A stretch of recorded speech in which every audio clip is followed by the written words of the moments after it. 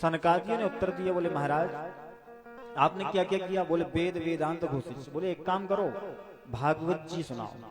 अरे बस, बोले महाराज आप ये बहुत छोटी बात कर दी है आपने।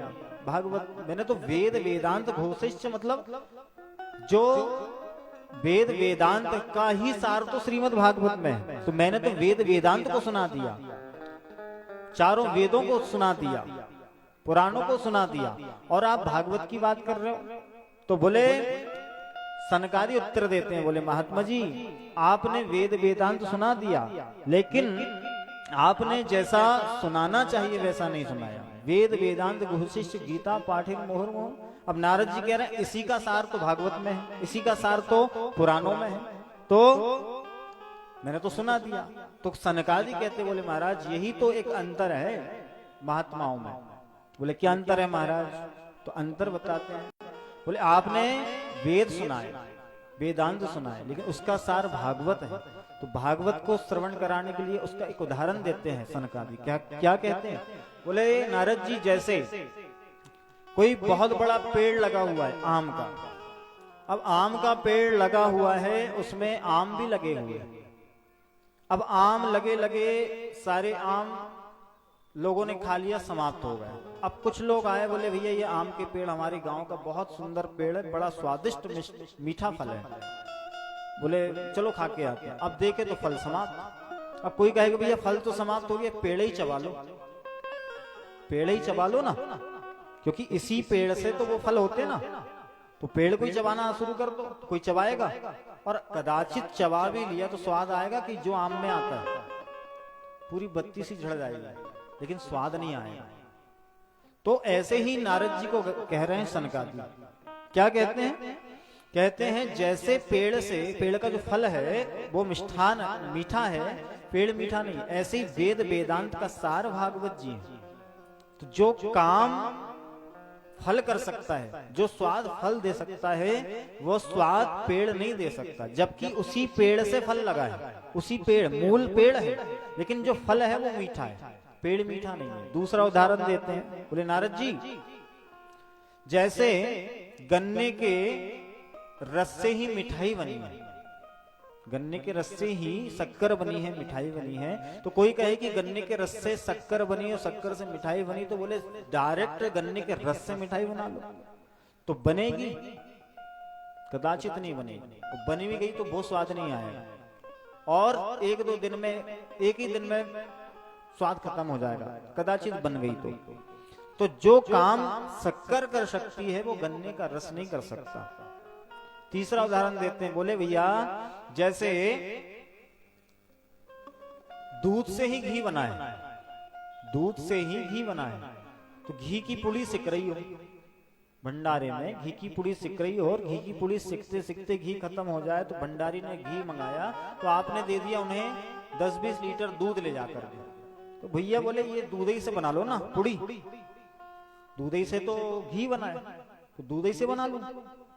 भंडारी कहेगा महाराज क्या है तो मजाक करते हो, घी बनाओ, घी लाओ, जब पुड़ी सेकेंगे। अगर आपने दूध से पुड़ी सेकना चाहा तो पूरा हलवा बन जाएगा, लेकिन पुड़ी नहीं बन पाएगी। तो ऐसे ही जैसे दूध से घी बना है, सार क्या है? घी है। दूध से दही बनता है, मही बनता है, मक्खन बनता है, और फिर घी बनता है, लेकिन जो स्वाद या जो उसमें पौष्टिकता घी में है वो दूध में नहीं है। घी में ज्यादा पौष्टिकता रहेगी, दूध में नहीं रहेगी।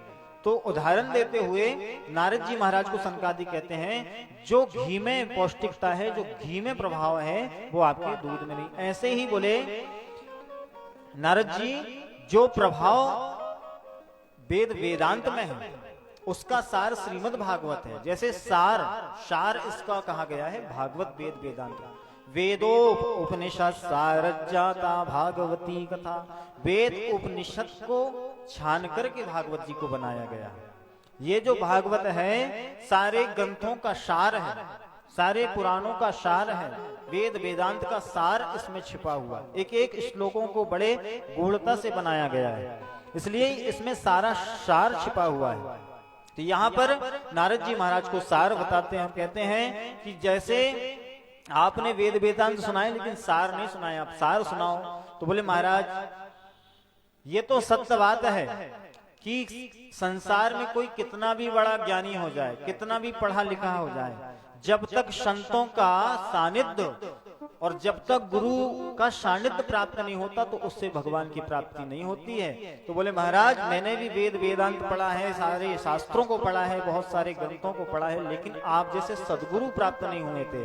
आज मुझे समझ में आया कि संत दरस जिमि पातक हरें, संत दरस से ही पातक का हरण हो जाता है, पाप का नाश हो जाता है। इसलिए अब क्या करना चाहिए? बोले महाराज अब आप कह रहे हैं कि शास्त्र सुनाना, तो कैसे सुनाएं?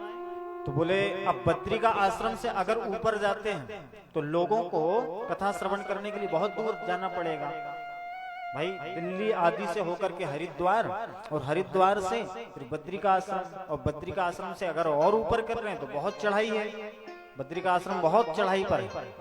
तो बोले क्या करें? तो और नीचे चले। तो नीचे कितना चले? तो बोले ऐसा करते हैं, ज्यादा नीचे भी नहीं, ज्यादा दूर भी नहीं, ज्यादा पास भी नहीं, क्या करें? बोले तटमानंद नाम कम, बोले आनंद नाम का वन है एक हरिद्वार में, गंगा द्वार समीपे तू, बोले गंगा के द्वार पे तटमानंद नाम कम, आनंद नाम का वन है, वहां पर कथा का आयोजन किया जाए। बोले क्या करना पड़ेगा? बोले महाराज तो बोले सभी लोगों को आमंत्रण करो। आमंत्रण का एक विषय है भागवत जी में कि लोगों को बुलाओ, लोगों को आकर के समझाओ कि भैया हमारे यहाँ भागवत जी, नम्रता से भागवत जी होने वाली है, आप सादर आमंत्रित हैं शय परिवार, इसलिए कार्ड छपाया जाता है, ये नियम। तो यहाँ पर सनकादियों के माध्यम से नारद जी ने लोगों को बुलाना प्रारंभ कर दिया है। अब सोचो कितनी बड़ी कथा है, इससे बड़ी संसार में कोई कथा नहीं हो सकती, जिसमें नारद जी महाराज बुला रहे हैं लोगों को, और सनक सनंदन सनातन कुमार ब्रह्मा जी के मानसी पुत्र, ये कथा कह रहे हैं। इससे बड़ी कथा संसार में कोई नहीं हो सकती। तो क्या है, यहाँ पर नारद जी ने लोगों को बुलाना प्रारंभ कर दिया, और क्या करते हैं? भृगुर वशिष्ठश्च मनश्च गौतमो मेधातिथिर देवल देवरातो रामस्तथा गादिसुतश्च साकलो मृकंड पुत्रश्च पिप्पलादः। कौन कौन आने लगे? भृगुर वशिष्ठश्च मनश्च गौतमो मेधातिथिर देवल देवरातो, जितने बड़े बड़े महात्मा संत है सब लोग आने लगे, क्योंकि ये भगवान के प्रिय हैं और भगवान इनको प्रिय है। इनका एक ही काम है भगवान का भजन करना, पहले भजन करना ही काम था। आजकल संसार में लोग व्यस्त हो गए, तो सारे बड़े बड़े मुनि सिद्ध आत्मा सभी लोग आने लगेंगे। क्या सुनते हैं? बोले सनक सनंदन सनातन कुमार बहुत बड़ा एक भागवत जी का अनुष्ठान कर रहे हैं। किसके लिए? ज्ञान वैराग्य के लिए। उसमें सभी लोगों को चलना है। कौन कौन जाएगा? योगौ स्वरो व्यास पारा सरौचा छाया सुकोजा जलजन्य मुख्या सर्वे प्रेमी मुनिगणा सह पुत्र शिष्या स्वस्य श्री विरायु सुरति प्रणयेन युक्तः। सभी लोग अपनी अपनी स्त्रियों के साथ में आए, बालकों के साथ में आए, अपने बच्चों को लेकर के आए, किसी को घर में नहीं छोड़ा कि तुम घर देखना हम भागवत सुनने जा रहे हैं। अभी कई लोग आए होंगे ना, घरे में रहना हम भागवत सुनने जा रहे हैं। ऐसे यहाँ पर भृगुर वशिष्ठ मनश्च गौतमो जो है ना, सबने अपनी अपनी स्त्रियों को लेकर के आए हैं, अपने बच्चों को लेकर के आए हैं, पत्नियों को लेकर के आए हैं, और सारे लोगों को लेकर के भागवत जी का श्रवण करने आए हैं। जहां तक कि वेदांती च, वेद भी सुनने आए, वेदांत भी सुनने आए भागवत जी की, क्योंकि सनकादि भागवत कर रहे हैं। तो यहाँ पर सनकादि ने आनंद नाम के वन पर कथा का शुभारंभ किया है। और क्या कहते हैं? बोले सारे लोग जब एकत्रित हो गए तो भागवत जी का आयोजन प्रारंभ हो गया। और क्या कहते हैं सनकादि? सदा सेव्या सदा सेव्या श्रीमद् भागवती कथा यस्याः श्रवण मात्रेण हरिश्चित्तं समाश्रित। बोले सदा सेव्या, सदा सेव्या। इसको कब तक श्रवण करो? एक बार नहीं, सदा सेव्या, हमेशा श्रवण करते रहो, श्रवण करते रहो। कब तक? जब तक खुद रस रूप ना हो जाओ, खुद पूरे ना डूब जाओ, जब तक सदा सेव्या श्रीमद् भागवती कथा। जैसे ही आपने घर में बैठे बैठे मात्र चिंतन किया कि हमें भागवत सुनने जाना है, उसी समय हरिश्चित्तम समाश्रित अपने हृदय कमल पर चित्त में ठाकुर जी आ जाते हैं। आने की तो बात दूर है, यहां तक आने की तो बात की है, लेकिन जैसे ही आपने इतना वर्ष कर लिया मन में संकल्प की भागवत सुनने जाना है, उसी समय हरिश्चित्तम समाश्रित भगवान हरि चित्त में विराजमान हो जाते हैं। और चित्त में अगर ठाकुर जी विराजमान हो जाते हैं ना, तो फिर निकलते नहीं है। कर्षयति इति कृष्णा, ठाकुर जी जो हैं एक तो किसी को पसंद नहीं करते। जैसे पूतना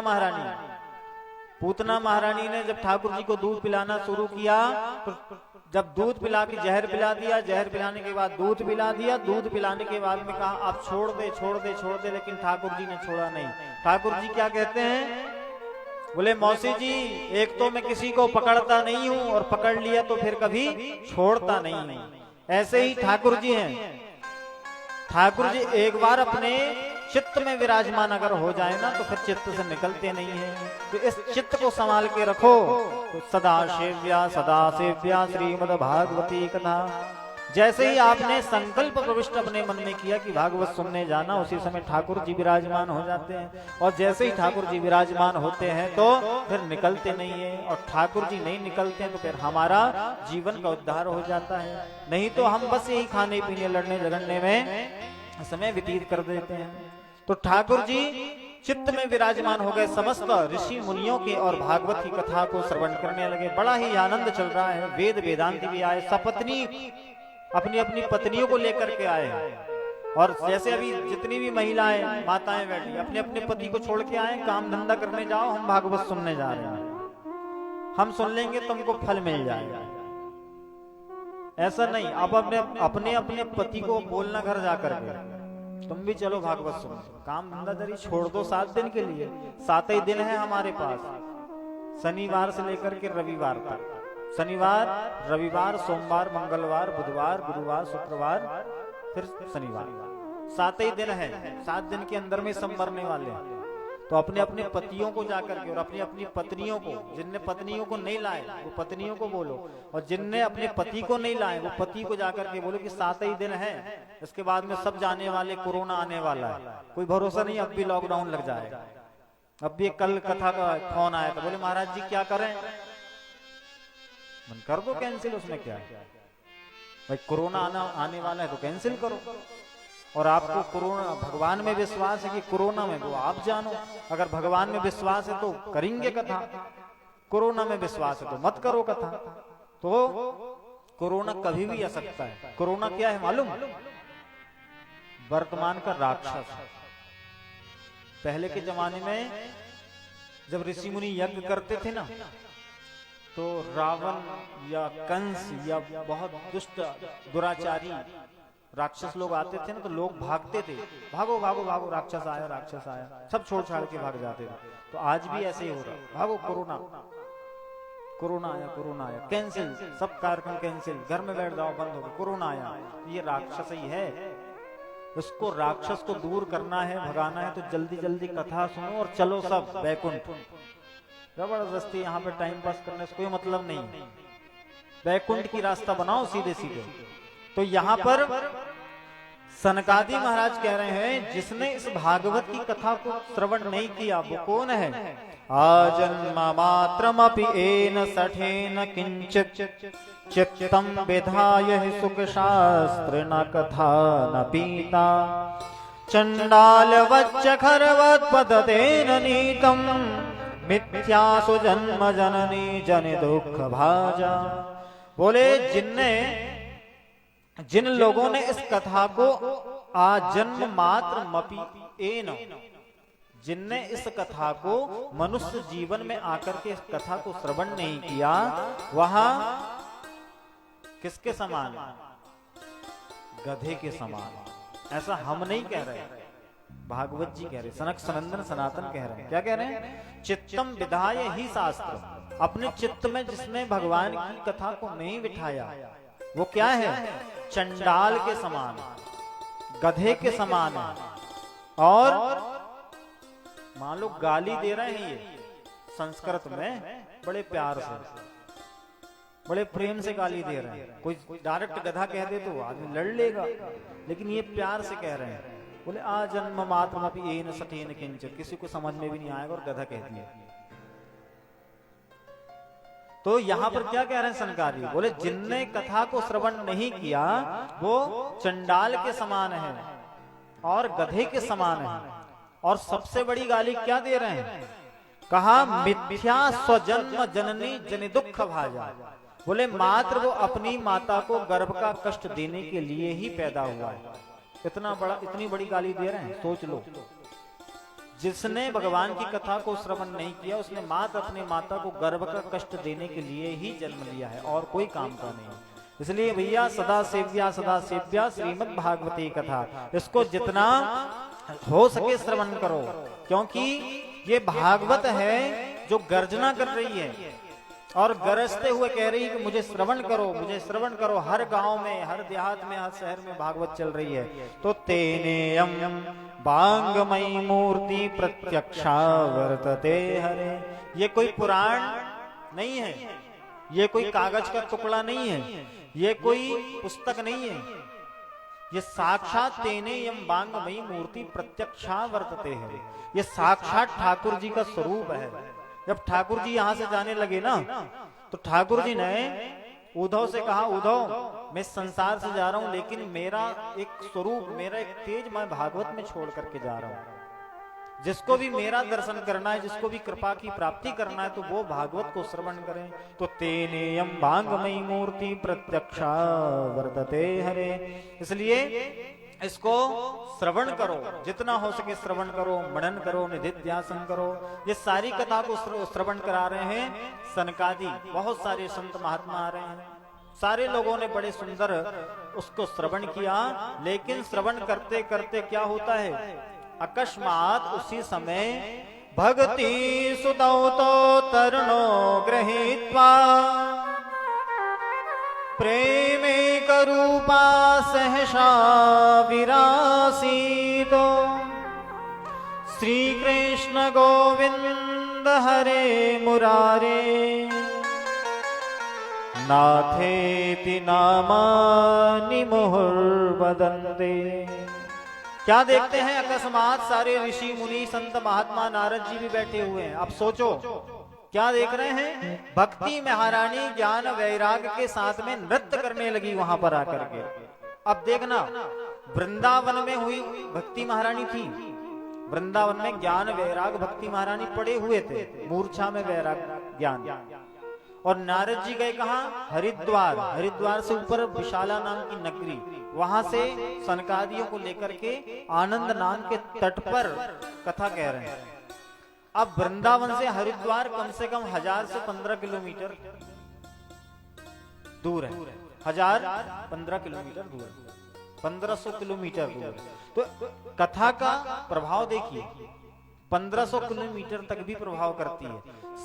सनकादियों ने जब कथा का वाचन करना प्रारंभ किया, धीरे धीरे धीरे धीरे ज्ञान वैराग की मूर्छा दूर हुई। और मूर्छा दूर होते होते क्या होता है, वह उन्होंने श्रवण किया और श्रवण करते करते अकस्मात उस आनंद नाम के वन में प्रकट हो जाते हैं भक्ति महारानी ज्ञान वैराग के साथ में, और नृत्य करने लगती है।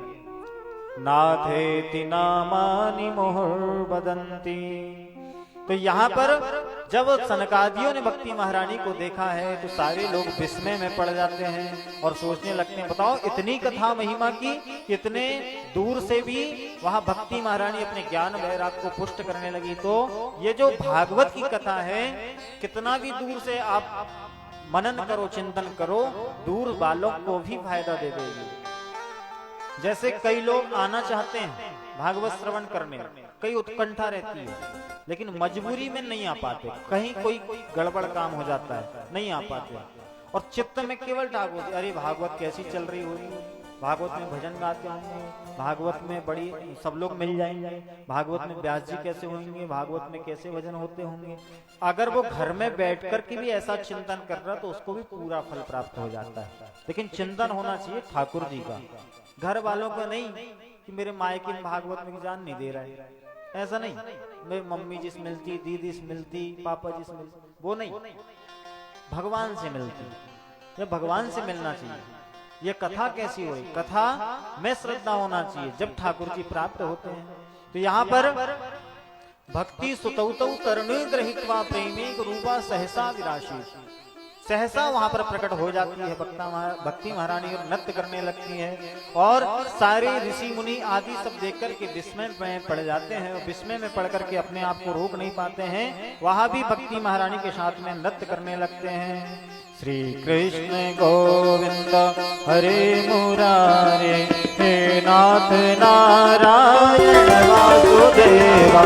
श्री कृष्ण गोविंद हरे मुरारे, हे नाथ नारायण। श्री कृष्ण गोविंद हरे मुरारे, हे नाथ नारायण वासुदेवा। श्री कृष्ण गोविंद हरे मुरारे, हे नाथ नारायण वासुदेवा। भक्ति सुतो तो तरुणो गृहीत्वा, सुतो तो तरुणो गृहीत्वा। भक्ति सुतो तो तरुणो गृहीत्वा, भक्ति सुतो तो तरुणो गृहीत्वा। प्रेमिक रूपा सहसा विरासी, प्रेमिक रूपा सहसा विरासी। श्री कृष्ण गोविंद हरे मुरारे, नाथे दीना मानी मोर बदंते।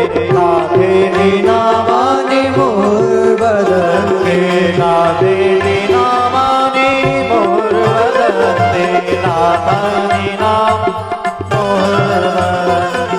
श्री कृष्ण गोविंद हरे मुरारे, हे नाथ नारायण वासुदेवा। ताली बजाते हुए हे नाथ नारायण वृंदावन के हरि लाल की जय हो। ताली बजाते हुए सभी लोग।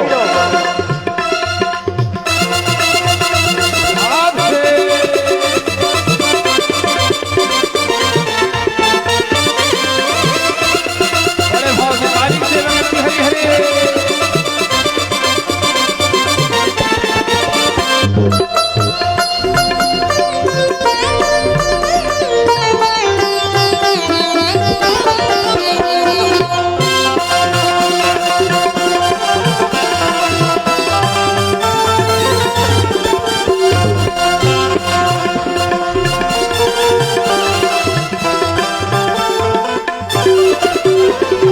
गोपाल मेरी यह प्रार्थना है, गोपाल मेरी यह प्रार्थना है। गोपाल मेरी यह प्रार्थना है, गोपाल मेरी यह प्रार्थना है। बोलो ना मैं नाम कभी तुम्हारा, बोलो न मैं नाम कभी तुम्हारा। बोलो ना मैं नाम कभी तुम्हारा। बोलो न मैं नाम कभी। और क्या निष्काम हो के मैं दिन रात गाऊं, निष्काम हो गए मैं दिन रात गाऊं। हे नाथ नारायण वासुदेवा, हे नाथ नारायण वासुदेवा। श्री कृष्ण गोविंद हरे मुरारे, हे नाथ नारायण वासुदेवा। कृष्ण गोविंद हरे मुरारे, हे नाथ नारायण वासुदेवा। हे नाथ नारायण वासुदेवा, हे नारायण वासुदेवा। हे नाथ नारायण वासुदेवा, हे नाथ नारायण वासुदेवा। हे नाथ नारायण वासुदेवा, हे नाथ नारायण वासुदेवा। श्री कृष्ण गोविंद हरे मुरारे, हे नाथ नारायण वासुदेवा। श्री कृष्ण गोविंद हरे मुरारे, हे नाथ नारायण। राधे जय हो। ताली बजाते हुए जय हो।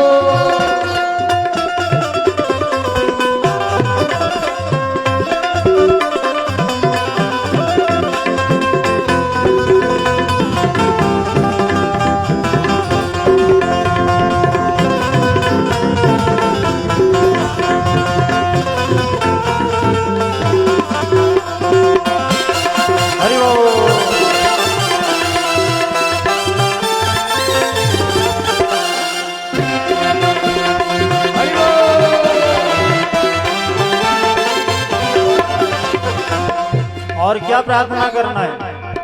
प्यारे जरा तुम मन में विचारो, प्यारे जरा तुम मन में विचारो, प्यारे जरा तुम मन में विचारो, प्यारे जरा तुम मन में विचारो।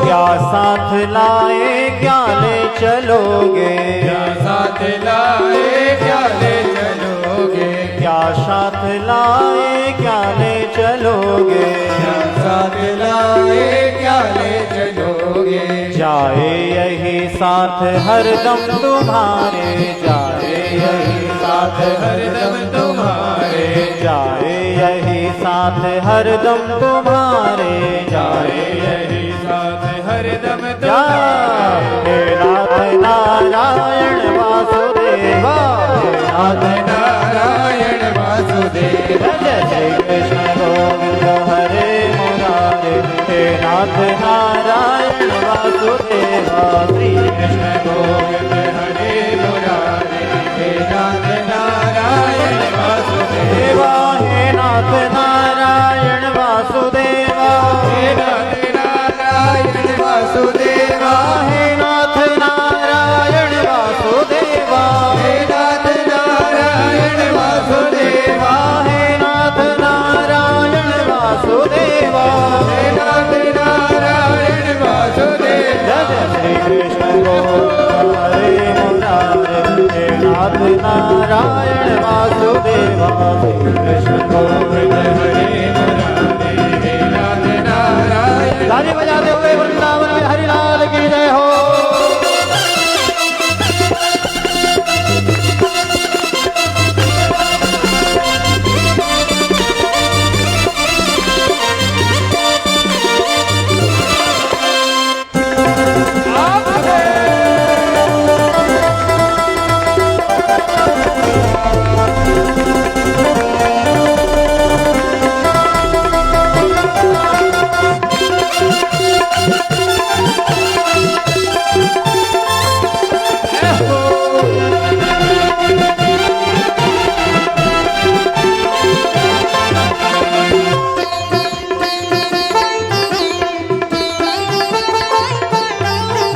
और सुनो, अंतिम समय में याद आती है भगवान की, पहले नहीं आती।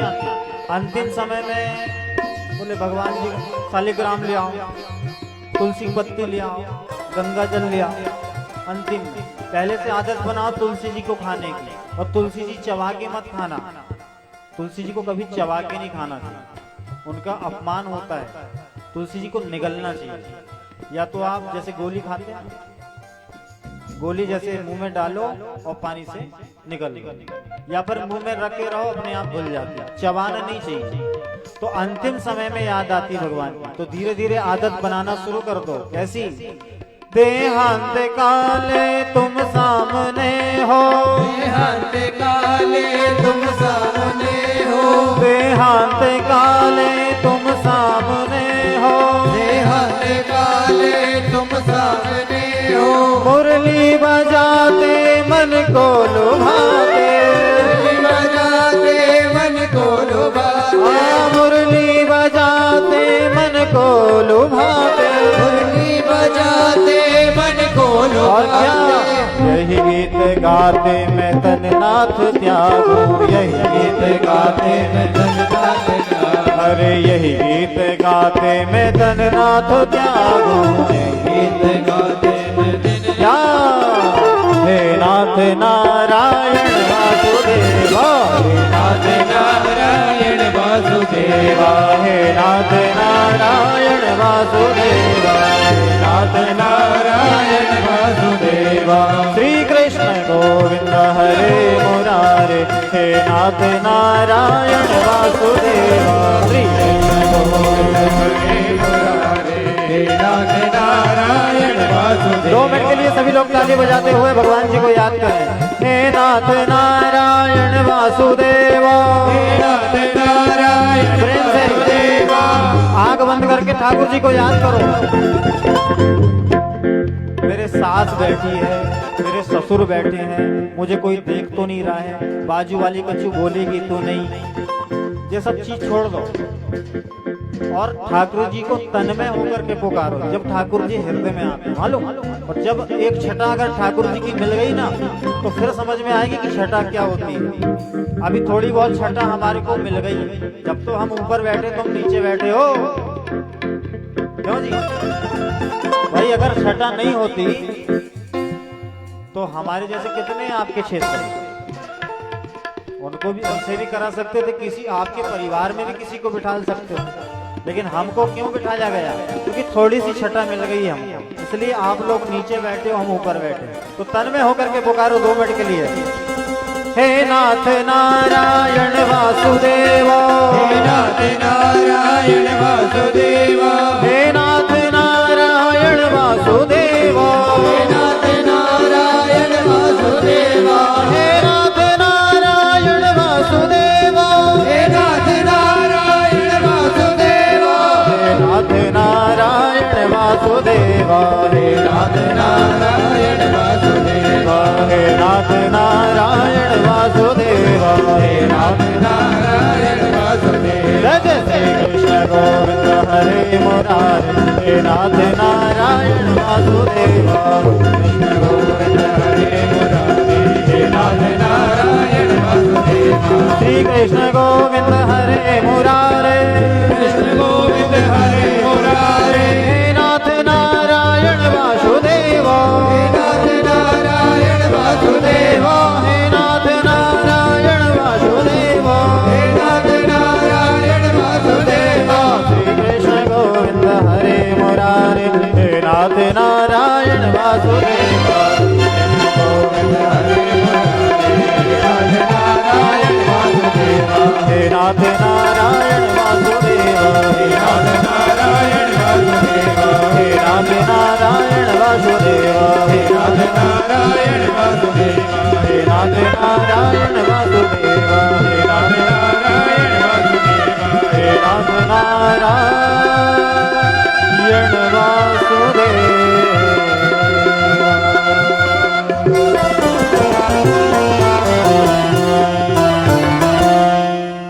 बोलिए वृंदावन बिहारी लाल की जय। तो ठाकुर जी को तन में होकर के पुकारना है। भक्ति महारानी अपने ज्ञान वैराग के साथ में वहां पर प्रकट हो गई है और सारे ऋषि मुनियों को बड़ा आश्चर्य होता है कि यह कैसे हो गया। तो सनकादि कहते हैं कि ये भागवत की महिमा है और भागवत की महिमा को सुन करके अच्छे अच्छे पापी भी तर सकते हैं। तो ये तो ज्ञान वैराग है, ये तो पापी नहीं है, ये केवल समय के कारण थोड़े से वृद्ध हो गए। तो अनेकानेक प्रकार से पापी जिन्होंने अनेकानेक प्रकार से घोर पाप भी किया हो वो भी तर सकता है। तो ये तो ज्ञान और वैराग्य है। तो यहाँ पर नारद जी महाराज कहते हैं, बोले महाराज अच्छा ऐसा भी है? तो बोले कोई आपके पास सबूत है, कोई ऐसा कोई कभी हुआ है? तो सनकादि महाराज उन्हें दृष्टांत देते हैं। बोले हाँ एक पापी हुआ है, उसका नाम है धुंधकारी। धुंधकारी की कथा सब लोग श्रवण किए। धुंधकारी बहुत बड़ा घोर पापी था, लेकिन इनके जो पिताजी थे वो बड़े आत्मा परमात्मा से मिलन करने वाले, ब्रह्म को जानने वाले आत्मदेव जी थे। ये रहते थे तुंगभद्रा तटे नापी भूतपत्यन् रोदमस्तमम् यत्र वर्णः स्वधर्मेनो सत्यशत कर्म तत्परः।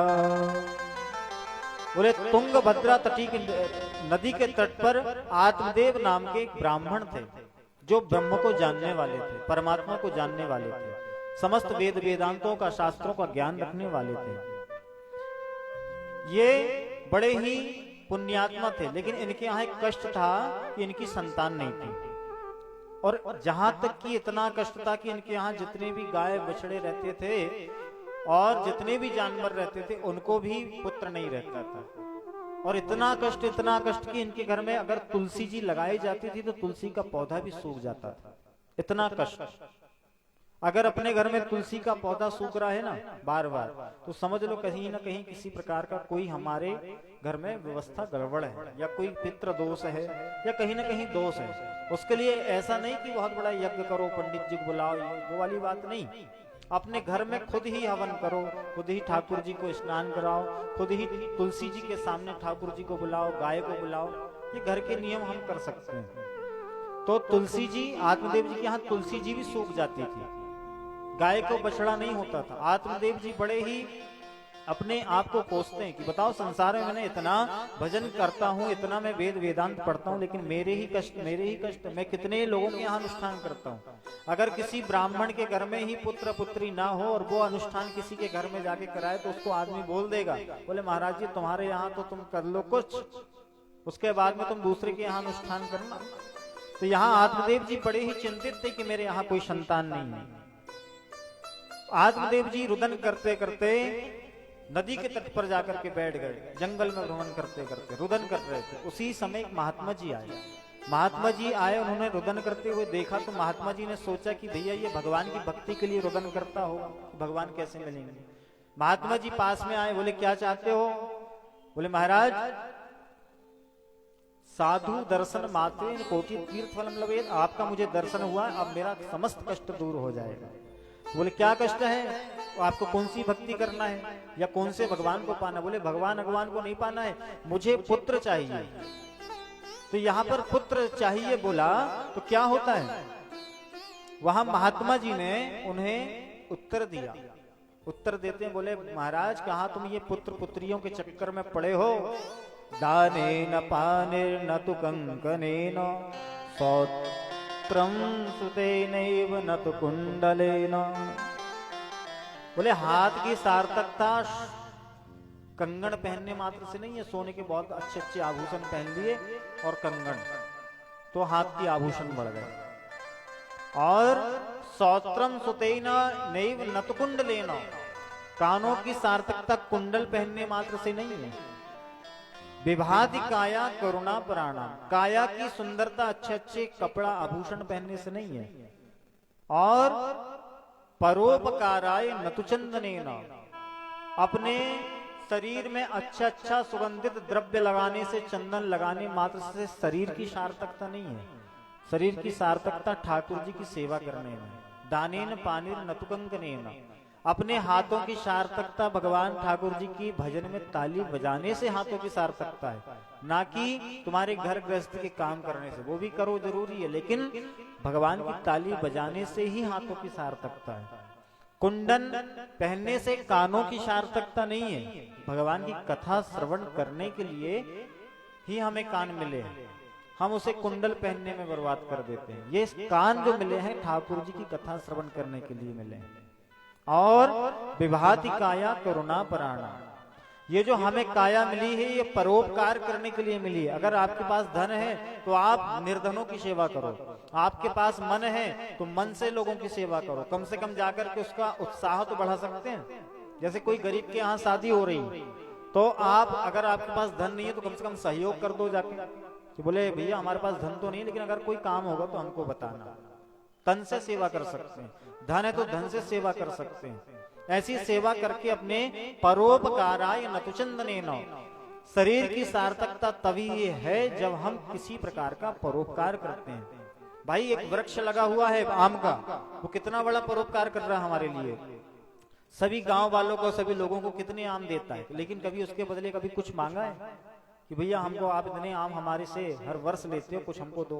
नदियां बह रही है निरंतर, कभी नदी मांगती है कुछ, पानी आ रहा है बोर से, बोर कभी मांगता है कुछ कि भैया हमें कुछ दो।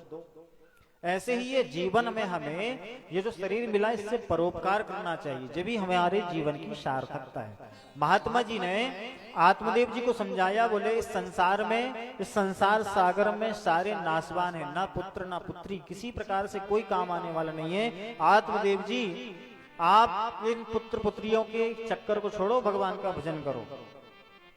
लेकिन यहाँ पर आत्मदेव जी कह रहे हैं, बोले महाराज हमने तो सुना है कि महात्माओं के दर्शन करने से सब चीज प्राप्त हो जाती है, संसार की ऐसी कोई वस्तु नहीं है जो प्राप्त नहीं होती।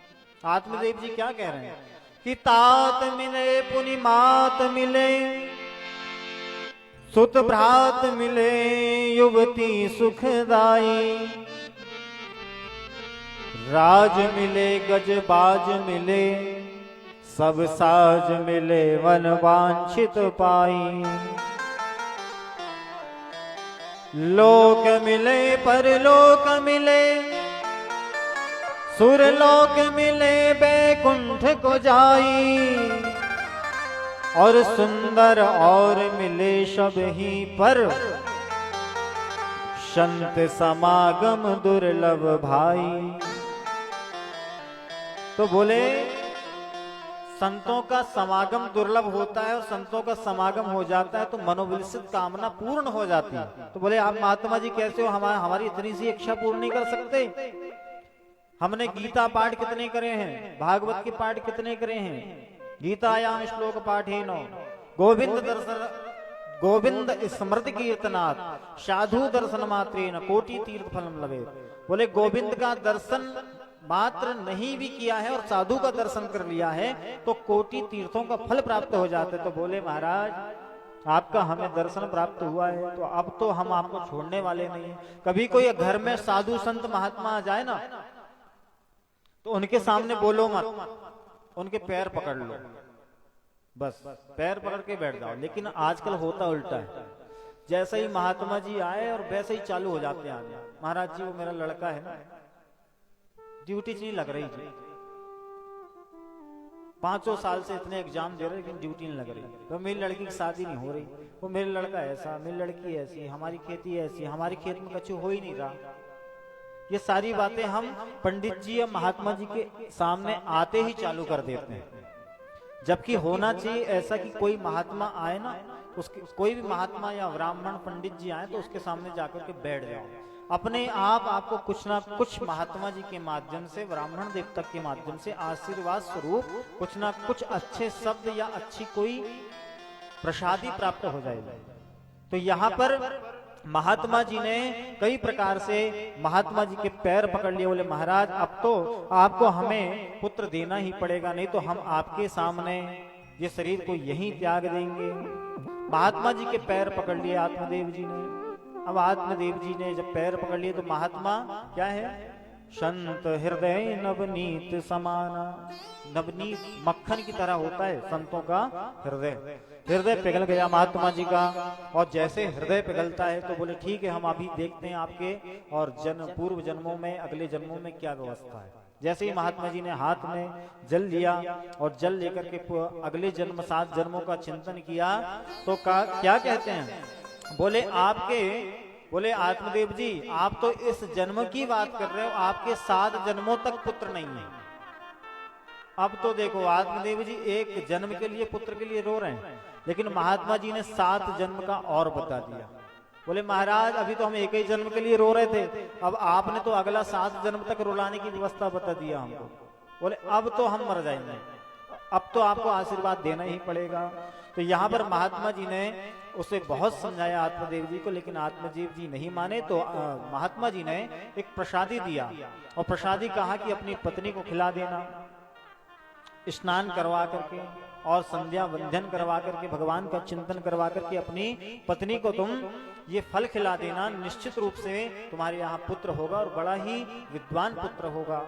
उसी समय आत्मदेव जी वह फल प्रसादी लेकर के अपने घर जाते हैं। घर जाते जाते बड़ा ही प्रसन्न चित्त मन से जाते हुए सोचते कि अब हमारे यहाँ पुत्र होगा, हमारे यहाँ चिलकारियां, जिनके यहाँ पुत्र नहीं है उन्हें मालूम है कि पुत्र नहीं होने का कष्ट क्या होता है। तो आत्मदेव जी बड़े प्रसन्न हैं, आज सारे लोगों को बताते हुए जा रहे हैं, भैया देखना हमारे यहाँ भी 9 महीने बाद किलकारियां गूंजेगी, सबको बताते हुए जा रहे हैं। और रास्ते भर बड़े प्रसन्न चित्त होकर के धुंधली के पास गए और धुंधली उनकी जो पत्नी है धुंधली से कहते हैं, बोले धुंधली एक महात्मा जी ने फल दिए हैं, इसको तुम्हें खाना है। तो धुंधली क्या है, धुंधली मतलब नाम ही धुंधली है, जिसकी बुद्धि धुंधली हो, जो धुंधली सोचती हो, अब यहाँ पर जैसे ही महात्मा जी ने फल बताया तो धुंधली विचार करने लगी, बताओ ये कहाँ के बाबा वैरागियों के चक्कर में पड़े हैं, बताओ मेरे लिए कहाँ कहाँ से कुछ भी लेके आते हैं, पता नहीं कौन से बाबा ने कौन सा फल दे दिया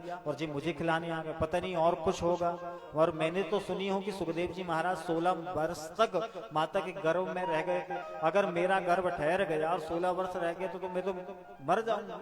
ये सारे कुतर्क वासना धुंधली के मन में आने लगी। भाई जिसकी बुद्धि ही धुंधली है तो उसको विचार तो ऐसे आएंगे। तो यहाँ पर धुंधली ने कई प्रकार से विचार किया, लेकिन जैसे तैसे महात्मा जी ने फल दिया और नियम बता दिया। अब धुंधली ने फल तो रख लिया, खाया नहीं। अब पड़ोसन आई, पड़ोसन से कहती है, बोले बहन हमें बताओ कि एक महात्मा जी ने फल दिया है और हमारे पति देव ने लेकर के आए हैं, इसको खाना चाहिए कि नहीं खाना चाहिए? क्योंकि हमने सुना है कि फल से कुछ गड़बड़ भी हो सकता है, भाई पेट में बच्चा समाप्त भी हो जाता, हमने सुनी। अच्छा आप ये बताओ कि अगर गांव में आगे लगी सब तो भाग जाएंगे, लेकिन मैं कैसे भाग पाऊंगी? तो ये सारे कुतर्क वासना इसके मन में आने लगी। तो उस बहन ने कहा, अरे तू चिंता मत कर, महात्मा जी का प्रसाद है, कहीं किसी प्रकार से तुझे कष्ट होने वाला नहीं, तू पाले बस, इससे ही तेरा सारा कष्ट दूर हो जाएगा, तेरे यहाँ पुत्र हो जाएगा।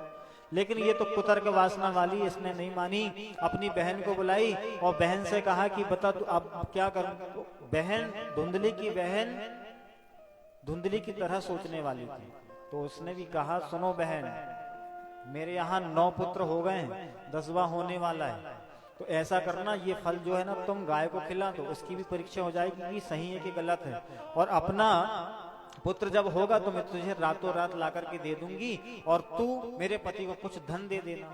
तो धुंधली समझ गई, हाँ ये अच्छा है, कोई कष्ट नहीं, कुछ नहीं, मुझे पुत्र मिल जाएगा, आत्मदेव जी भी प्रसन्न और सारे गांव के लोगों को भी पता चल जाएगा कि पुत्र हो गया। बोले ऐसा करते हैं।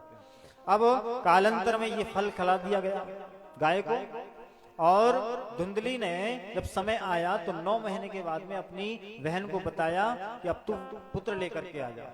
रातों रात पुत्र लेकर के आया गया, आत्मदेव जी को बताया गया कि पुत्र हो गया। आत्मदेव जी प्रसन्न हो गए, सारे नगर में ढिंढोरा पिटवा दिया, दान पुण्य करने लगे, सुस्ति वाचन आदि ब्राह्मणों से करवाने लगे और बहुत उत्साह मनाने लगे।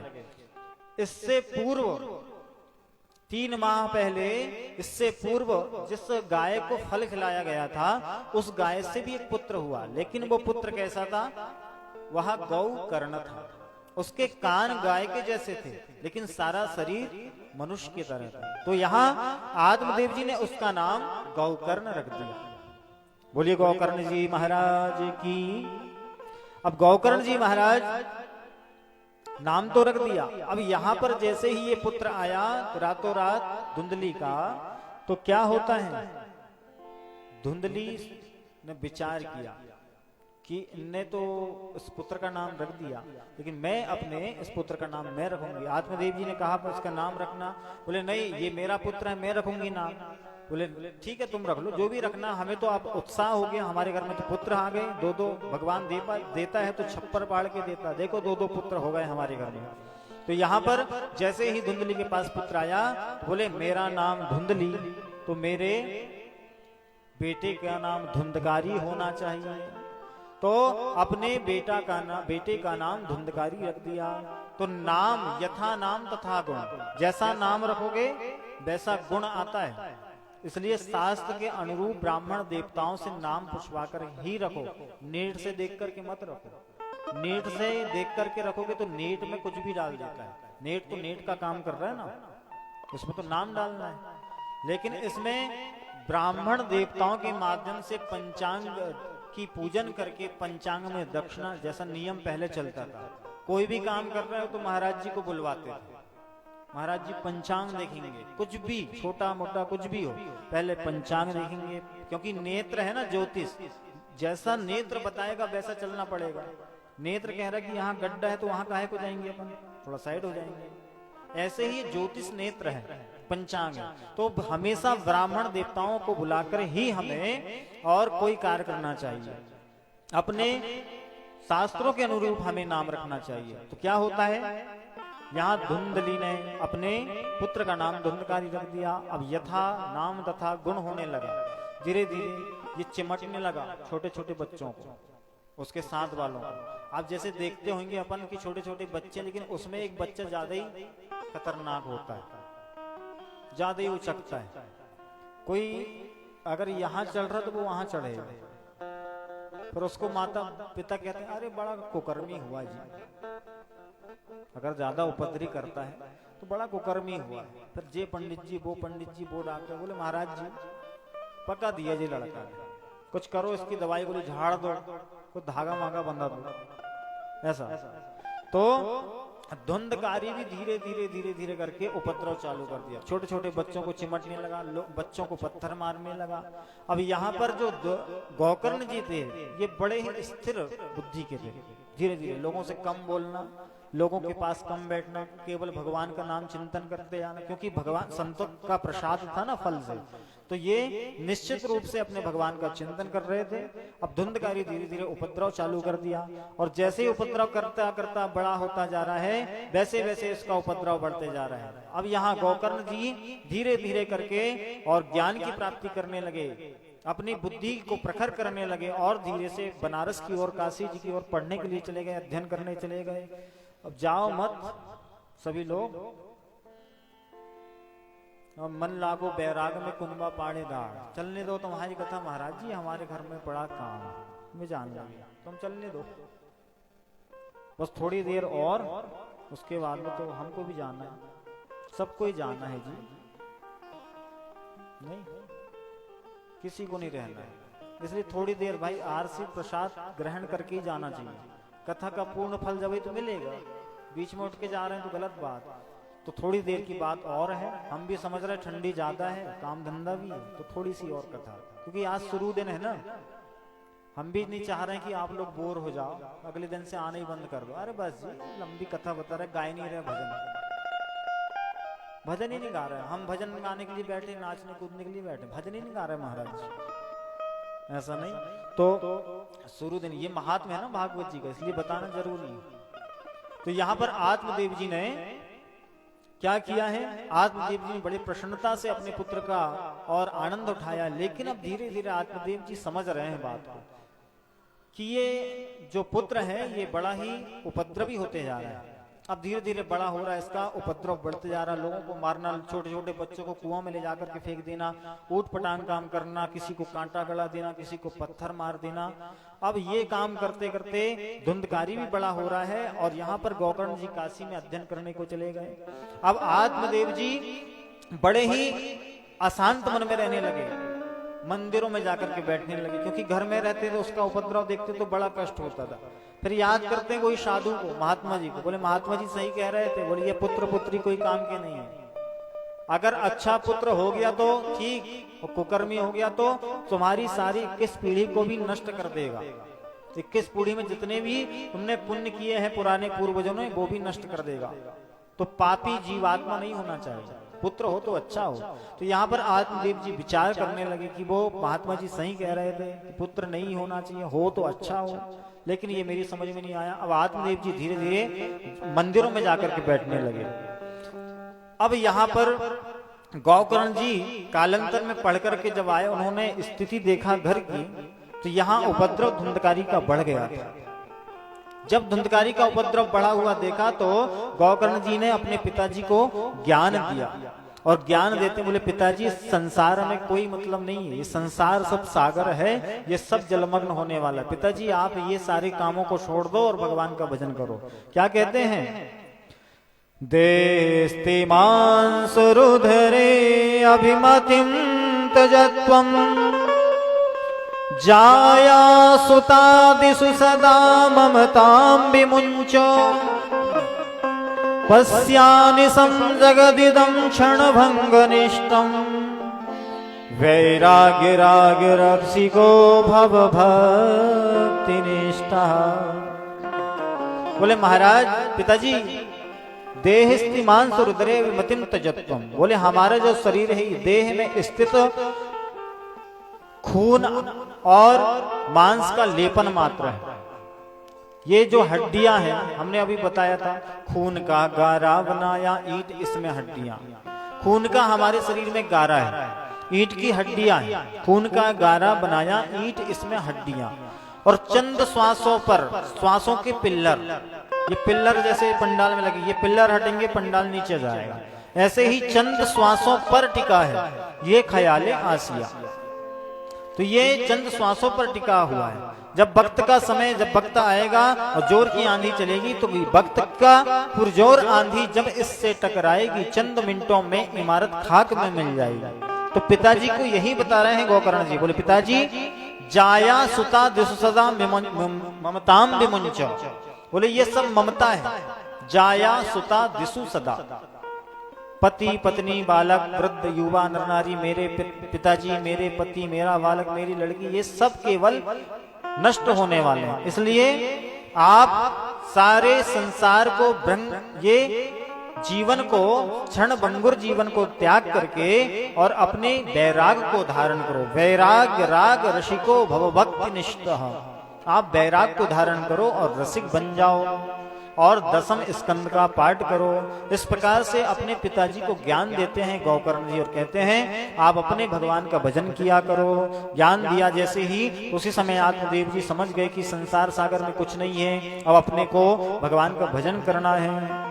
तो आत्मदेव जी भजन करने के लिए चले जाते हैं। उसी समय क्या होता है, अब उसी समय होता ये है कि आत्मदेव जी जैसे ही गए तो गोकर्ण तो और धुंधकारी तो और भी वहां पर खुल गया।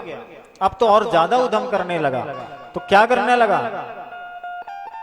अपनी माता जी को मारने लगा। कौन सी माता जी को? वही धुंधली को जिसने फल गाय को खिलाया था, तो वही धुंधली को मारने लगा। तो अब धुंधली को जैसे ही मारने लगा तो यहाँ तो पिताजी भी चले गए। अब धुंधली भी परेशान हो गई, ये बताओ ये मुझे भी मारने लगा। बोले ला मुझे धन दे।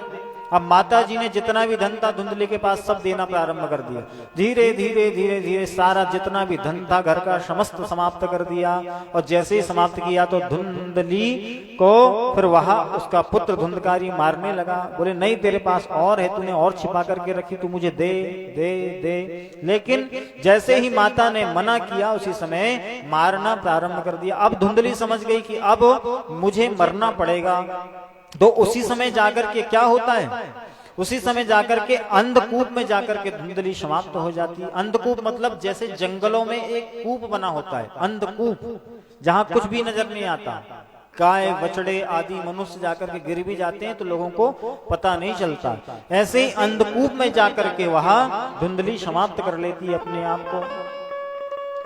तो कहने का अभिप्राय, जो सत्संग में रहेगा वो आत्मदेव बनेगा, और जो संसार की वासनाओं में, संसार के लोगों में ग्रसित रहेंगे वो उसकी मृत्यु धुंधली की तरह होगी।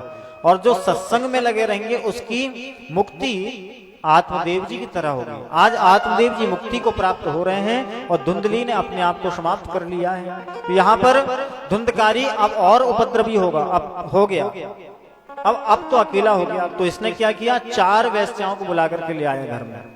4 वेश्याओं को ला करके रखा, काम क्रोध लोभ मद और मात्सर, ये 4 वासनाओं को ला करके अपने घर में रखा। और बड़े बड़े राजा महाराजाओं के यहाँ जाकर के चोरी करने लगा और चोरी करके उन 5 वेश्याओं को पालने लगा। हम भी इसी प्रकार से अपनी 5 वेश्याओं को पाल रहे हैं। काम क्रोध लोभ मद मात्सर, काम है हमारे अंदर, क्रोध है हमारे, हमने इनको पाल के रखा है। हमको किसी भी छोटी सी बात में गुस्सा आ जाता है, क्रोध आ जाता है, तो हम उसको पाल रहे हैं। काम क्रोध लोभ मद और मात्सर। मात्सर हमने बताया था अंदर वाला। अच्छा, अभी हमसे 10 साल छोटा लेकिन हमसे बड़ी बिल्डिंग बन गई इसकी।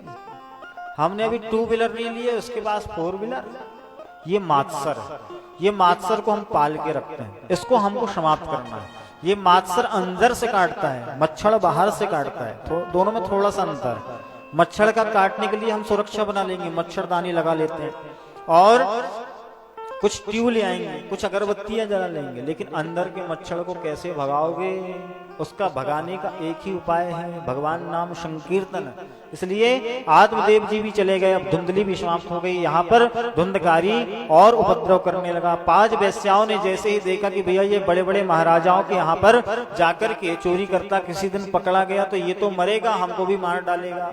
हमको भी मरना पड़ेगा इसके साथ। तो पांचों वेश्याओं ने मिलकर के क्या किया, प्लानिंग की। बोले अब अपने घर में गड्ढा खोद के रखो और रात में जब आएगा तो इसको समाप्त कर दो। उसी समय जैसे ही रात में यह चोरी करके धुंधकारी आया और आकर के जैसे ही घर में प्रवेश किया, उसी समय सारी पांचों वेश्याओं ने मिलकर के इसको फांसी लगा दिया। और फांसी लगाते लेकिन धुंधकारी मरता नहीं है, क्योंकि पापी आदमी जल्दी नहीं मरता। हम कहते हैं भैया इतना पाप कर रहा महाराज जी, फिर भी इसका इतना अच्छा धन बना हुआ है। तो पापी आदमी जल्दी से समाप्त नहीं होता है। उसी समय सारी वेश्याओं ने मिलकर के तप्तांगार समूहाश्च, उसके मुंह में जलते हुए अंगरा डाले, लकड़ी के जलते हुए अंगरा डाले। उसी समय वहां उसकी मृत्यु हो जाती है। जैसे ही मृत्यु हुई उसी समय उसको गड्ढा में गाड़ दिया गया और ऊपर से मिट्टी डाल दी गई। अब जब मिट्टी डाल दिया गया, पांचों वेश्याओं ने अपना धन लेकर के चले गई। कालांतर में जब गोकर्ण जी काशी से अध्ययन करके आए तो उन्होंने अपने घर के बाहर खटिया को डाला और सो रहे थे। उसी समय उनके सामने एक छटा आती है, किसकी? वही धुंधकारी की। जैसे ही वह कभी भेड़ बन जाता, कभी बकरा बन जाता, कभी शेर बन जाता, कभी भूत बन जाता, कभी कुछ कभी कुछ। उसी समय गोकर्ण जी ने हाथ में जल लिया और हाथ में जल लेकर के गायत्री मंत्र का उच्चारण करके जल का सिंचन किया। उसी समय वहां प्रकट हो जाता है धुंधकारी। बोले तुम कौन हो भैया? बोले मैं तुम्हारा ही भाई हूं। अहम भ्राता तो दीयोस्मि धुंधकारी नामता। बोले मैं तुम्हारा भ्राता हूं। अहम भ्राता तो दीयोस्मि धुंधकारी नामता, मेरा नाम धुंधकारी है। स्वकीय नैव दोषेन ब्रह्मत्वम नाशितम मया। बोले मैंने इतने पाप किए कि मेरा यह मुक्ति नहीं हुई है। बोले गोकर्ण जी ने कहा, बोले मैंने तेरे लिए तो कितना गया श्राद्ध कर दिया उधर, मुझे सब पता चल गया था, तो मैंने तेरे लिए बहुत गया श्राद्ध कर दिया। बोले महाराज गया श्राद्ध सते नापे मुक्तिर में न भविष्यति। बोले गया श्राद्ध आप 100 भी कर दो तो मेरी मुक्ति होने वाली नहीं है, क्योंकि मैंने इतने पाप किए हैं। इसलिए कहा जाता है कि गया श्राद्ध करने के बाद भी श्रीमद् भागवत की पोथी को पढ़वाना चाहिए, पोथी को करना चाहिए, पाठ करवाना चाहिए। गया श्राद्ध सते नापी, 100 पाठ करने से भी, 100 वार गया श्राद्ध करने से भी मुक्ति धुंधकारी की नहीं हुई। तो यहाँ पर गोकर्ण जी ने कहा क्या करना चाहिए। उसी समय गोकर्ण जी अपने खोजने के लिए, महात्माओं से पूछने के लिए चले गए कि इसकी मैंने इतना गया श्राद्ध किया, क्या करना चाहिए। उसी समय अगर आप सत्कर्म के लिए चलते हैं तो आपके रास्ते बताने के लिए बहुत सारे लोग हैं। उसी समय आकाशवाणी होती है कि आप श्रीमद् भागवत की वार्ता को करो, श्रीमद् भागवत का पाठ करो। उसी समय श्री गोकर्ण जी महाराज सूर्य भगवान को प्रणाम करते हैं। तोभ्यम नमो जगत जगत साक्षिन् ब्रूहि मैं मुक्ति हेतुकम् तुंगत्वा दुरिता सूर्य संष्टवृत्या सुरक्षितम्। बोले सूर्य भगवान आपको नमस्कार है, श्रीमद् भागवत का वाचन करो, वाचन करो, वाचन करो। उसी समय श्री गोकर्ण जी महाराज ने श्रीमद् भागवत की वाचना प्रारंभ किया। तो क्या हुआ? बोले धुंधकारी को आसन कहाँ बिठाना चाहिए? तो वहां पर बांस का जंगल लगा हुआ था। तो जो भूत प्रेत है, जो हवा है, वो बांस में रुक जाती और लकड़ियों में नहीं रुकती, लेकिन बांस में रुक जाती। यहाँ धुंधकारी बंधा हुआ है, बांस में हम लोग लगाते हैं ना, भागवत में आपने देखा होगा, बांस में ही इसलिए लगाते कि उसमें हवा रुक जाती है। हम पिताजी के साथ गए थे बहुत पहले, 10 साल की बात, उधर सिरस सिंघोड़ी। तब हमने वहां पर ऐसी कथा सुनते थे पिताजी के साथ, तो हमने श्रवण किए थे कि गठान फूट जाती।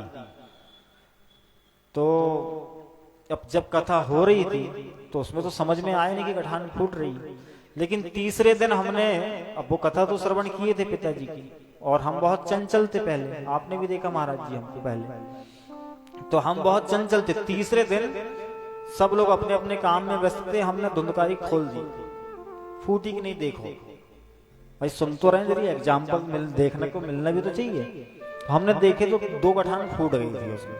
उस समय से विश्वास हमको हो गया कि नहीं, सही बात। अगर कोई प्रेतात्मा अपने इर्द गिर्द है, अपने घर में अगर किसी की मुक्ति नहीं हुई है तो वो मुक्त हो जाता है, ये निश्चित, ये हमारा देखा हुआ है। तो यहाँ पर धुंधकारी के लिए बांस का जंगल लगाया गया। उस जंगल पर बांस लगे हुए थे, उसमें धुंधकारी आकर के बैठ गया और निश्चित रूप से वहां पर कथा श्रवण करना निरंतर प्रारंभ कर दिया और एक आसन पर बैठ करके वहां कथा श्रवण किया। 7 दिवस तक कथा जब हुई तो 7 दिवस तक कथा होते ही उसी समय एक बड़ा ही सुंदर स्वरूप लेकर के धुंधकारी प्रकट हो जाते हैं। दिव्य रूप धरो जाता तुलसी दाम मंडिता, पीतवासः घनश्यामो मुकुटी कुंडलान्विता। बोले एक भगवान का स्वरूप जैसा धारण करके धुंधकारी वहां प्रकट हो जाते हैं। गोकर्ण जी विस्मय में पड़ जाते। भैया बोले आप कौन हो? भैया बोले मैं आप ही का भाई वही धुंधकारी हूँ जो प्रेतात्मा में पड़ा हुआ था। बोले भागवत को श्रवण करने से मेरी मुक्ति हो गई है। तो भागवत की महिमा कैसी है? भागवत की महिमा ऐसी है, धन्या भागवती वार्ता प्रेत पीड़ा विनाशनी। प्रेत की पीड़ा को भी विनाश करने वाली भागवत की कथा है। तो हम तुम की तो बात ही क्या है, इसलिए ये प्रेत की पीड़ा को नाश करने वाली भागवत है। अब यहाँ पर जैसे ही विमान धुंधकारी को लेने आया तो सब लोग गोकर्ण जी के पास आ गए। जितने भी लोग श्रवण करने बैठे थे, एक ही विमान आया तो सब लोग इकट्ठे हो गए। बोले महाराज गोकर्ण जी, हमने भी तो कथा श्रवण किया है, हमारे लिए विमान क्यों नहीं आया?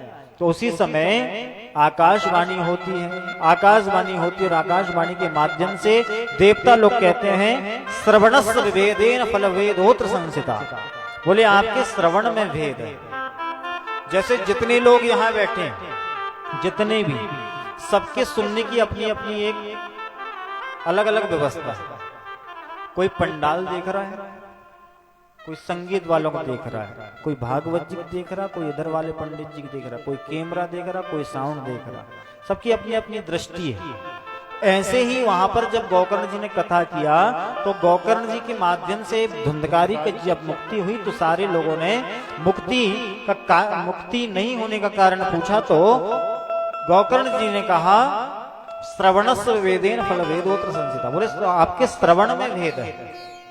बोले धुंधकारी ने निराहार होकर के एक आसन पर 7 दिन तक कथा श्रवण किया है, इसलिए इसकी मुक्ति हुई है। तो गोकर्ण जी कहते हैं, बोले आप चिंता मत करो, अगले श्रावण में मैं पुनः श्रीमद् भागवत का वाचन करूंगा, आप इसमें आकर के अपनी अपनी मुक्ति का साधन बना लेना। इस प्रकार से श्रीमद् भागवत का सप्ताह यज्ञ प्रारंभ हुआ। ये एक अनुष्ठान है 7 दिन का। 9 दिन 10 दिन करो, वो अपनी इच्छा से कर सकते हो, आप अपने मन से कर सकते हो, वो बात अलग है। और आदमी आजकल मन से करने लगा, मन से ऐसा कि शास्त्र में बताया कि भैया भगवान को भोग लगाओ फिर भोजन करो, लेकिन आदमी मन से नहीं लगाता है। स्नान कैसे करना चाहिए, आजकल लग गए सावर ऊपर, ना कोई गंगा जी है ना कोई जमुना जी, सीधा बटन दबाना है, नल घुमाना, जो आ गई गंगा जी। पहले के जमाने में जल में आवाहन करा जाता था, गंगा जी आओ जी, यमुना जी आओ, समस्त तीर्थ आओ, इसमें जल में विराजमान हो जाओ, फिर हम आपको स्नान करेंगे। लेकिन आजकल सीधी ऊपर से गंगा जी आ रही नल से। तो ये नियम बदलते जा रहे, क्योंकि समय ही ऐसा चल रहा है, क्या करेंगे। अब नल तुम दुकान में जाओगे तो नल ही मिल रहे ना, वहां तो वो गंगा जी का आह्वान करने का पात्र नहीं मिल रहा ऐसा। तो शास्त्र के अनुरूप हमको चलना चाहिए। यहाँ श्रीमद् भागवत के माध्यम से सप्ताह यज्ञ का वाचन हुआ है। इसी प्रकार से आज भी साप्ताहिक यज्ञ चल रहा है। जैसे ही ये सारी बातों को श्रवण किया गया, उसी समय सारे लोग आकर के सनक सनातन कुमार को बार बार वंदन करने लगे और कहने लगे, बोले महाराज ये सारी चीज तो ठीक है, लेकिन आप हमें बताइए कि इसका नियम क्या है। भाई सप्ताह यज्ञ भी सुन लिया कैसे करना चाहिए, ये हमें बात बताइए कि इसका नियम क्या है। भाई आपने गोली ले लिया और च्यवनप्राश ले लिया, लेकिन नियम अगर डॉक्टर ना बताए तो फिर खाने पीने का मतलब नहीं है। तो नियम क्या है, तो नियम बताते हुए शनकादि कहते हैं, बोले इसका नियम बड़ा सरल है। भोजनम तो वरम मन्ये कथा श्रवण करो। यदि अगर भोजन नहीं करना है, उपास रह के कथा श्रवण करना है तो दोनों टाइम उपास रह करके श्रवण करो। उपवास मतलब फलाहार करके नहीं। आजकल बनने लगी खिचड़ी और साबूदाना की खिचड़ी और लपसी और रजगिरा और चिप्स पहले ही तैयार हो जाती। नवरात्रि में पहले से तैयारी चालू हो जाती। अरे नवरात्रि आ रही ना, तैयारी चल रही, काहे की फरार की। तो ये फलाहार उपवास का मतलब समझिए आप। उपवास जैसे उप प्रधानमंत्री और उप प्रधानमंत्री। जो प्रधानमंत्री के पास रहे वो उप प्रधानमंत्री, जो सरपंच के पास रहे वो उप सरपंच, जो भगवान के पास रहे वो उपवास, उसको कहते हैं उपवास। जो भगवान के पास रहो उस दिन, जिस दिन उपवास। फरार करो ऐसा नहीं, फरार भी करो, लेकिन भागवत में एक लिखा है कि जैसा भी आपको श्रवण करना है, भोजनम तो ब्रह्मण्य कथा श्रवण करो। यदि अगर भोजन करके भी आप कथा श्रवण कर रहे हो तो कोई दिक्कत नहीं। एक टाइम भोजन करके श्रवण कर रहे तो भी कर सकते हो, 2 टाइम करके भोजन करके अगर आप कथा श्रवण कर रहे तो भी कर सकते हो, और 3-4 टाइम और खाओ लेकिन कथा श्रवण करो। कोई नियम नहीं है कि कितना खाना और क्या क्या, जितना खाना खाओ, लेकिन विघ्न नहीं आना चाहिए कथा में। कथा श्रवण करो। तो नोपवासो बरहा प्रोक्ता कथा विघ्न करो। यदि अपनी कथा में विघ्न नहीं आना चाहिए, ऐसे भोजन करके अपने को कथा श्रवण करना चाहिए। और भागवत जी की पोथी का पूजन करें, और सप्ताह यज्ञ होने पर भागवत महापुराण का दान ब्राह्मण देवता को करें, व्यास जी को करें। और इस कथा को सुनकर के लोगों को आमंत्रण दें। जैसे कि नियम है, ये नियम तो सबको मालूम ही है। जैसा नियम है कि लोगों को आमंत्रण दो, भैया हमारे यहाँ कथा हो रही है, सप्ताह यज्ञ है। सबसे मुख्य बात है कि वक्ता का चयन सही होना चाहिए। जैसा ड्राइवर रहेगा वैसी गाड़ी चलेगी। तो वक्ता का चयन विरक्त होना चाहिए, वक्ता विरक्त होना चाहिए, वैष्णव होना चाहिए, धीर होना चाहिए, मतलब धैर्य वाला होना चाहिए। जल्दी जल्दी कथा सुना करके चलो आरती, ऐसा नहीं। दृष्टांत कुशलो धीर, दृष्टांत बता करके कथा को श्रवण कराएं। और वैष्णव हो, भगवान का भजन करने वाला हो, और थोड़ा सा बैरागी हो। ये नहीं कि अच्छे अच्छे सब सारी चीजों को खाए पिए और सारी व्यवस्था, थोड़ा सा बैराग भी होना चाहिए, थोड़ा सा त्याग भी होना चाहिए। त्याग भी ऐसा कि अपने घर को छोड़ करके वक्ता आते हैं तो त्याग भी है। तो ऐसे वक्ता का चयन करें कि वहां समस्त प्रकार के शास्त्रों का ज्ञाता हो और समस्त प्रकार के दृष्टांतों से श्रीमद् भागवत की वाचन उसे करे, तो वहां ऐसा वक्ता होना चाहिए। और कई प्रकार से बहुत सारे नियम हैं। सारे नियमों को बता करके सनक सनंदन सनातन कुमार कहते हैं, जैसे भी आप कथा को श्रवण करो, लेकिन कथा श्रवण करो नियम पूर्वक। सप्ताह जहां शुरू दिन बैठे हो उसी दिन, जहां शुरू दिन बैठे वैसे ही लास्ट तक बैठना चाहिए। आज यहाँ कल वहां परसों वहां, ऐसे बैठने से आसन सिद्ध नहीं होती। एक जगह जैसे जहां बैठ गए, जैसे हम यहाँ बैठ गए, अब यहाँ 7 दिन तक बैठेंगे। अब कल अगर आसन यहाँ लग गए फिर आपका मुंह उधर होगा, फिर हमारी वहां लग गई फिर उधर मुंह होएगा कि नहीं सबका। तो एक आसन रहना चाहिए। तो जैसे एक आसन हमारी है वैसे ही एक आसन आपकी होना चाहिए, तो फिर आसन सिद्ध होता है। इस प्रकार से बहुत संक्षिप्त में नियम बताया गया है। नियम पूर्वक कथा को श्रवण करें, प्याज लहसुन का त्याग करें, और सत्य को धारण करें। सत्यम परम धीमहि, सत्य को धारण करें। सत्यम ब्रूयात प्रियम ब्रियान ना ब्रुयान सत्यम प्रिया। सत्य को धारण करके झूठ ना बोलें, 7 दिन तक तो ना बोलें कम से कम। और केवल जो मुख्य जजमान बैठे वो बस नहीं, जितने भी बैठे वो नहीं, तो उन्होंने कहा भाई जजमान भर को बोले, हमको तो झूठ बोलने को बोले, ऐसा नहीं। सब जजमान है, जितने श्रवण कर रहे हैं सब यजमान है। तो 7 दिन तक कम से कम झूठ नहीं बोलना, व्यभिचार नहीं करना, किसी को कष्ट नहीं पहुंचाना, चीटी नहीं भरना चाहिए, ऐसे चलना। कहीं बाहर नहीं जाना। बाहर नहीं जाने का मतलब वही था कि भाई पाप ना हो जाए। पहले के अनुष्ठानों में ब्राह्मणों को बाहर नहीं जाने दिया जाता, कहीं पानी नहीं पीने दिया जाता था। महाराज जी आप हमारे घर में रह करके अनुष्ठान करना। तो ये नियम है, जितना हो सके नियम पूर्वक अपने को सत्य को धारण करो और भागवत की महिमा को श्रवण करो। तो सनक सनंदन सनातन कुमार इस सारी कथाओं को और नियमों को बताते हैं। उसी समय क्या होता है, उसी समय सारे ऋषि मुनि आदि नृत्य करने लगते हैं। प्रहलाद जी महाराज आ जाते हैं, क्योंकि इतनी महिमा भागवत की जब श्रवण किया तो प्रहलाद जी महाराज आ गए और सब लोग आकर के कीर्तन करने लगे। क्या होता है कि प्रहलाद दस्ताल धारी तरल गति दया चोद्धवा कांस धारी बीना धारी सुर रसी सुर कुशलतया राग करतार्जनो भूत इंद्रो वादीन मृदंगम जय जय सुकरा कीर्तने ते कुमारा यत्राग्रे भाव भक्ता सर सर चनया व्यास पुत्रो बभूव। क्या होता है, प्रहलाद दस्तालधारी, प्रहलाद जी ने करताल धारण कर लिया और तरल गतिया चोद्धवा कांस धारी, उद्धव जी ने कांस के मंजीरा धारण कर लिया, बीना धारी सुररसी, नारद जी ने बीना धारण कर लिया और स्वर कुशल तैयार राग कर तार्जुनो भूत, राग में कुशल अर्जुन जी राग अलापने लगे और मृदंग बजाते हैं। इंद्र मृदंग बजाने लगे, इंद्रो वादीन मृदंगम। और सनक सनंदन सनातन कुमार को गाना बजाना नहीं आता, तो क्या करने लगे, जय हो बीच बीच में चिल्लाने लगे। क्या होता है, यत्राग्रे भाव भक्ता सर सर जनया व्यास पुत्रो बभूव, व्यास पुत्रो बभूव। सुखदेव जी महाराज वहां नृत्य करने के लिए आ गए और सभी मिलकर के भगवान का भजन करने लगे।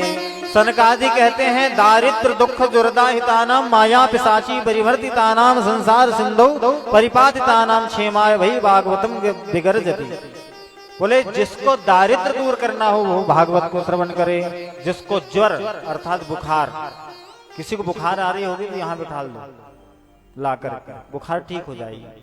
दारिद्र दुख ज्वरदाहिताना, अब बुखार मतलब वो वाली बुखार नहीं, टेम्परेचर वाली बुखार कई प्रकार से होती है।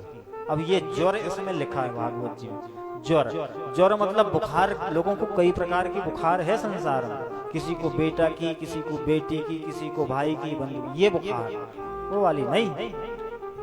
तो यहाँ पर माया पिशाची परिवर्तिता नाम, जो माया से बचना चाहता है और जो संसार सागर से पार होना चाहता है, क्षेमाय वही भागवतम प्रगर्जति, उनके लिए ये भागवत गर्जना कर रही है, इसको श्रवण करो श्रवण करो श्रवण करो।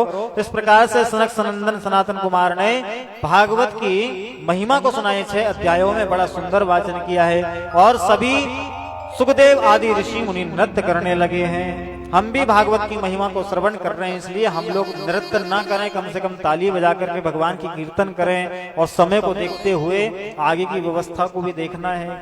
अभी और दिन है, आज तो पहले ही दिन है, इसलिए आगे की व्यवस्था भी देखना है ना। तो भगवान सारे सनक सनंदन सनातन कुमार कीर्तन कर रहे हैं, हम भी उनके साथ में 2 मिनट के लिए तालनाद एवं शब्दनाद के साथ में भगवान का कीर्तन करें। बोलिए वृंदावन बिहारी लाल की जय हो। राधा साध्यम साधनम यस्य राधा, मंत्रो राधा मंत्रधात्री च राधा, सर्वं राधा जीवनं यस्य राधा, राधा राधा वाचिकीं तस्य शेषम्। बोलिए वृंदावन बिहारी लाल की जय। क्या करना है, प्रभु से प्रार्थना करना है। हरि जी मोरी लागी लगन मत तोड़ना, हरि जी मोरी लागी लगन मत तोड़ना, हरि जी मोरी लागी लगन मत तोड़ना, हरि जी मोरी लागी लगन मत तोड़ना, लागी लगन मत तोड़ना प्यारे, लागी लगन मत तोड़ना ओ प्यारे, लागी लगन मत तोड़ना प्यारे, लागी लगन मत तोड़ना। हरि जी मोरी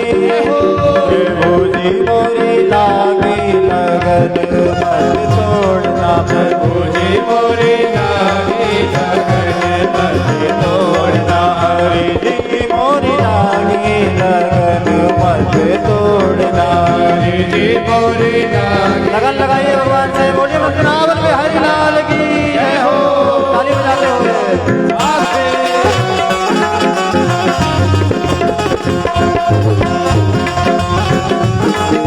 हरि बोल जय हो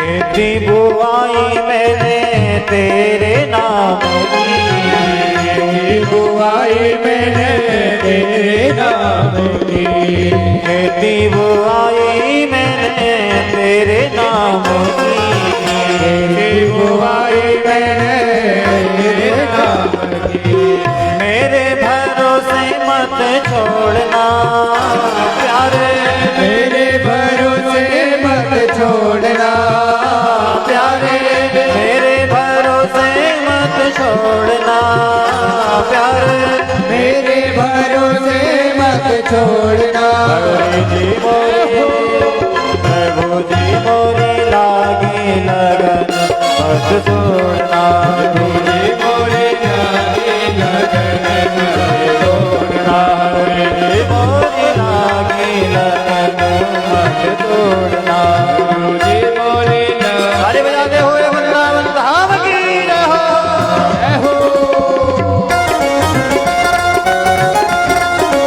हरि बोल बड़े भाव से ताली की सेवा करती हुई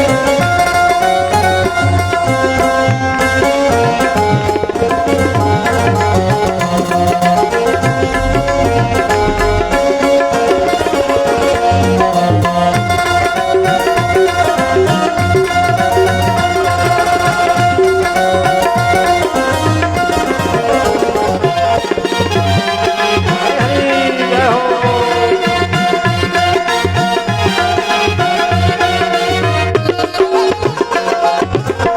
चल है गहरा नाव पुरानी है गहरा नाम पुरानी चल है गहरा नाव पुरानी चल है है गहरा नाम पुरानी बीच भंवर मत छोड़ना प्यारे बीच भंवर मत छोड़ना प्यारे बीच भंवर मत छोड़ना प्यारे बीच भंवर मत छोड़ना हरि जी मोरी प्रभु जी मोरी लागे लगन मत छोड़ना हरि जी मोरे लागे लगन मत तोड़ना हरि जी मोरी लागे लगन मत छोड़ना मुझे मोरे लागे ताली बजाते हुए पीछे वाले सभी लोग घूमते हुए हरि बोल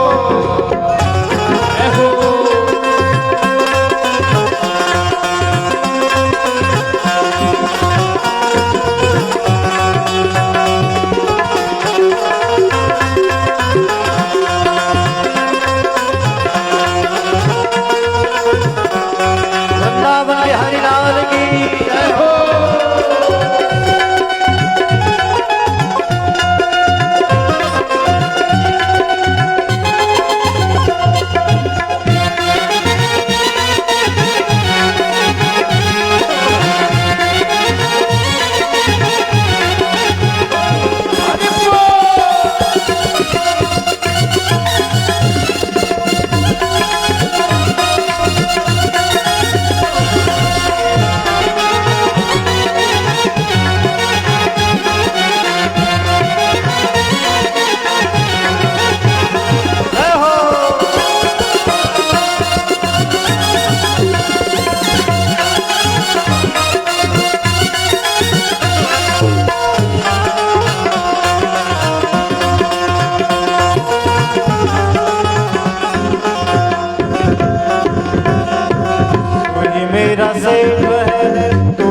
साहूकार है।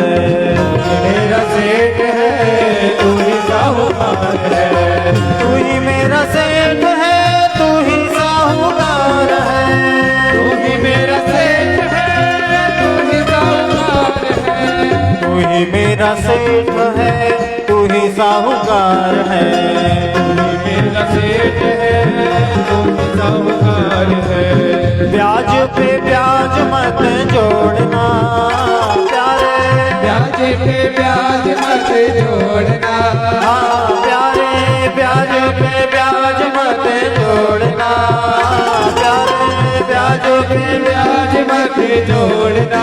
अरे जी मोरी प्रभु जी मोरी लागी लगन मत जोड़ना। प्रभु जी मोरी लागी लगन मत जोड़ना। हरि जी मोरी लागी लगन मत जोड़ना। हरि जी मोरी लागी लगन। जय हो बिहारी जी महाराज की जय हो।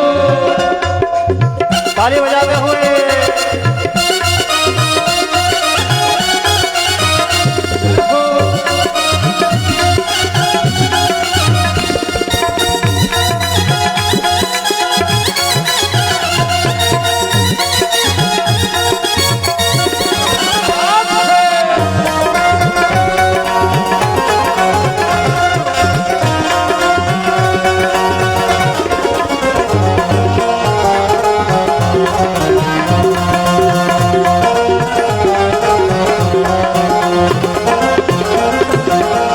दासी की विनती सुन लीजिए। दासी की विनती सुन लीजिए। दासी की विनती सुन लीजिए।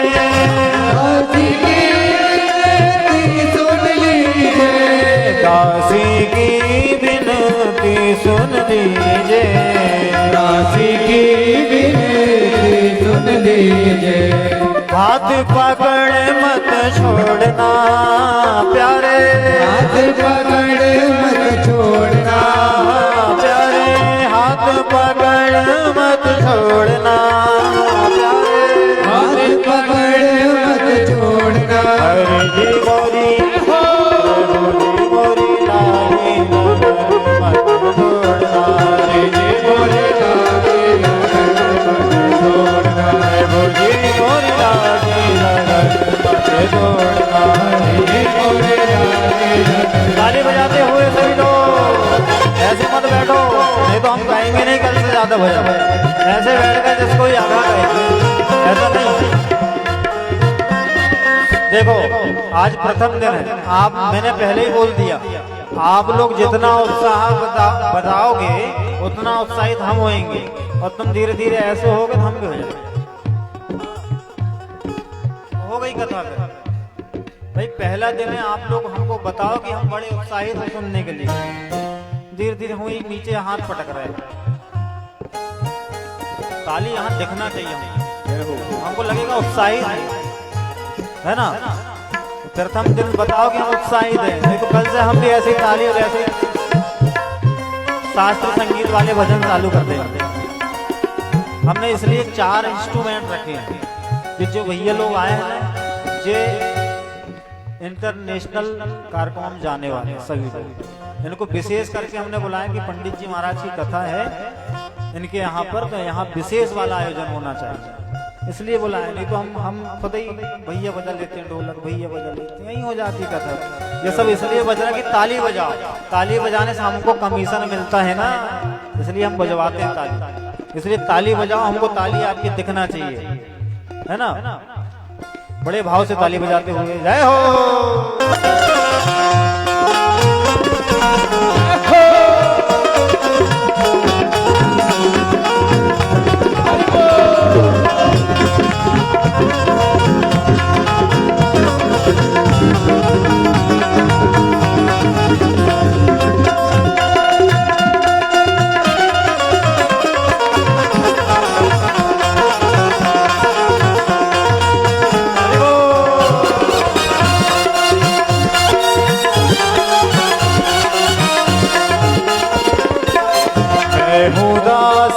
जन्म जन्म की मैं हूँ दासी जन्म जन्म की मैं हूँ दासी जन्म जन्म की मैं हूँ दासी जन्म की मैं हूँ दासी जन्म जन्म की मैं हूँ दासी जन्म जन्म की मैं हूँ दासी जन्म जन्म की मैं हूँ दासी जन्म जन्म की मैं हूँ दासी जन्म जन्म की मैं हूँ दासी जन्म जन्म की प्रीत लगा के मत छोड़ना प्यारे प्रीत लगा के मत छोड़ना प्यारे प्रीत लगा के मत छोड़ना प्यारे मत छोड़ना हरि जी मोरी लागे लगन मत छोड़ना हरि जी मोरी लागे गाइए सही लोग हरि जी मोरी लागे लगन मत छोड़ना हरि जी मोरी लागे लागे लगन मत छोड़ना प्यारे लागे लगन मत छोड़ना प्यारे लागे लगन मत तोड़ना प्यारे गाइए मत छोड़ना हरि जी मोरी हरि जी मोरी लागे लगन मत तोड़ना हरि जी मोरी लागे लगन मत तोड़ना राधे राधे गाइए राधे राधे राधे राधे राधे राधे राधे राधे राधे